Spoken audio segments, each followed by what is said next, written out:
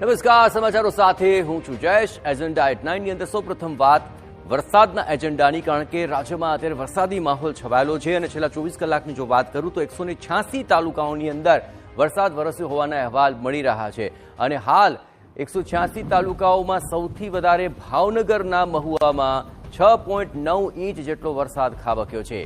ભાવનગરના ઉમરાળામાં 4 ઇંચથી વધુ છે વરસાદ। અહીં જેસરમાં 3.8 ઇંચ વરસાદ નોંધાયો હોવાના અહેવાલ મળી રહ્યા છે। પાલીતાણામાં 3.2 ઇંચ વરસાદ વરસ્યો છે। બોટાદના ગઢડામાં 3.2 ઇંચ વરસાદ છે તો ભાવનગરના શિહોરમાં 3 ઇંચ વરસાદ ખાબક્યો।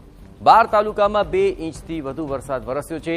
38 તાલુકામાં 1 ઇંચથી વધુ વરસાદ વરસ્યો છે।